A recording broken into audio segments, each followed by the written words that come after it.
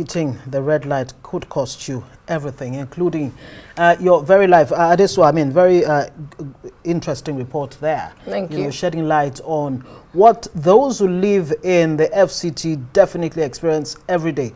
You know the most shocking part for me? When those big junctions in Abuja. Abuja has really wide roads, yes, and very smooth ones. And you see these taxi drivers. What do they call? There's a special name they call them.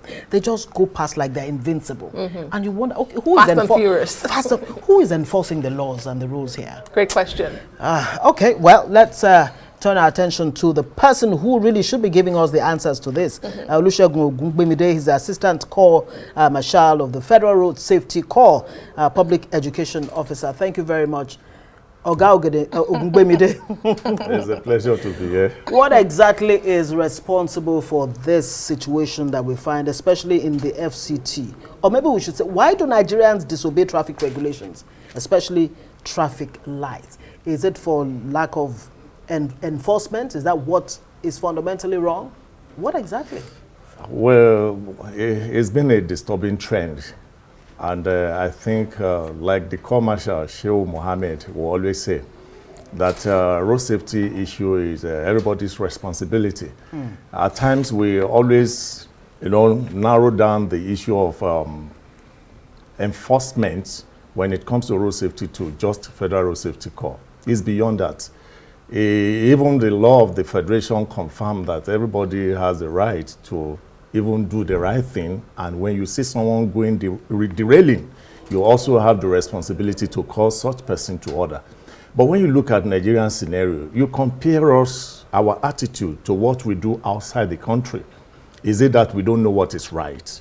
By virtue of your process of getting driver's license, it's expected that you must have been tutored on the use of the road. And what do we see today? Impunity all over the places, which is an indication that it's a personal thing, because it cut across all status. It's not just about maybe the low profile or the high profile. Just think about it. Anything that has to do with road traffic infraction, by virtue of the data that is made available to us, has no respect for status, has no respect for gender. So I think it's not just about the issue of enforcement. Because when you look at this issue of traffic light we just mentioned here, last year alone, 2,444 people were arrested. It's an indication that there is no infraction without consequence. The consequence is always there. But how come people still repeatedly decide to, go against what the law says? This year, we have recorded about 1,999. That's between January and this month that is going. So for us, we've never played with enforcement.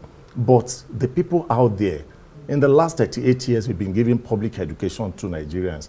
How come this level of impunity is still very high? And the culprits, majorly, are the commercial drivers. Okay, so we have identified that there's a problem. You have said that there are consequences with the number of arrests, and it does look like you're about to beat last year's record. Certainly. So then there's a challenge, and for me, I'm thinking, if you're arresting people for 38 years, you have been giving awareness, how then do we fix this? Or is this something that has come to stay with us? Is it a lost cause? Naturally, issues of infraction, when it comes to man and the road, you always expect, even all over the world, you still see infractions that are being noted in the course of road traffic issue.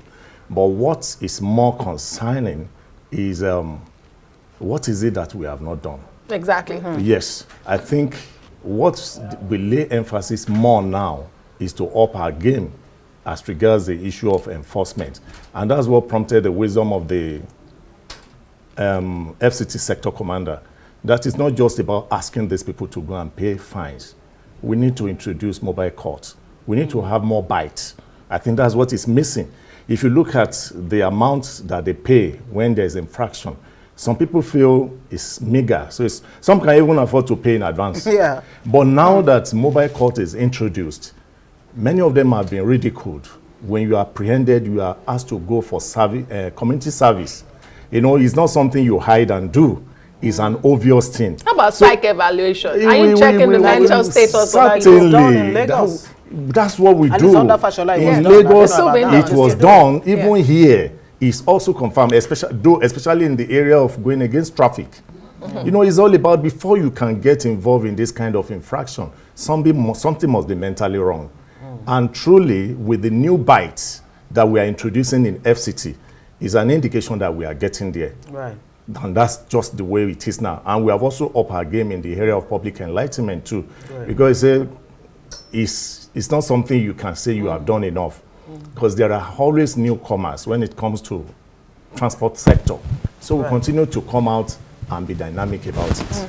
Okay, we'll have to say thank you very much. Maybe in addition to all those measures, add the CCTV, road signs, and all of those things. Very, very important. Olusegun Ogungbemide, Assistant Corps Marshal, FRSC, Public Education Officer.